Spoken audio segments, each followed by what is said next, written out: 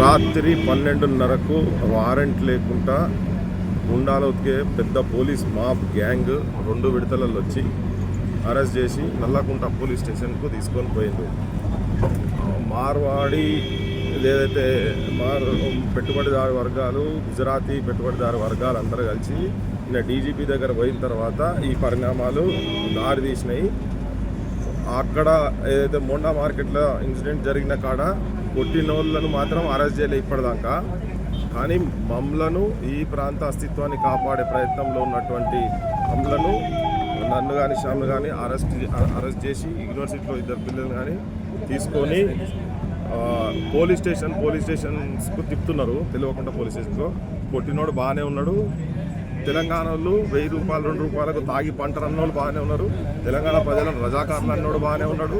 తెలంగాణ ప్రజలు ఊంచితే తినేటోళ్ళు అన్నోళ్ళు కూడా బాగానే ఉన్నారు. కానీ మమ్మల్ని మాత్రం పోలీస్ స్టేషన్ తిప్పుతున్నాడు రేవంత్ రెడ్డి. ఆంధ్ర పాలకులు కూడా ఇట్లనే చేసిండ్రు. కానీ ఆంధ్ర పాలకుల కన్నా నువ్వు కొద్దిగా షేర్ అంటే నువ్వు ఇంకా సవాసేరు చేసే కాడుకున్నావు, నువ్వు ఎక్కువ చేస్తున్నావు. నువ్వు ఇవి తెలంగాణ ప్రజలంతా గమనించాలి. ఈ ముఖ్యమంత్రి ఆంధ్ర వాళ్ళ దగ్గర చెప్పులు మోసిన ముఖ్యమంత్రి ఇప్పుడు ఉత్తర హిందుస్థాన్కి వెళ్ళి వచ్చినటువంటి మార్వాడి వాళ్ళు ఇక్కడైతే దోపిడీ చేస్తుండ్రో, దోపిడీ చేసేటోళ్ళ గురించి మాట్లాడు. వాళ్ళు గుజరాత్ వాళ్ళు కావచ్చు, వాళ్ళ పైసలకు అమ్ముడు పోయి మమ్మల్ని ఇట్లా తెలంగాణ ప్రజలు ఇట్లా రోడ్ల మీద తెలంగాణ ఆకాంక్షలు తిరిగేటోళ్ళని రోడ్ల మీద తిప్పుతున్నాడు. ఇది ప్రజలు గమనించాలి.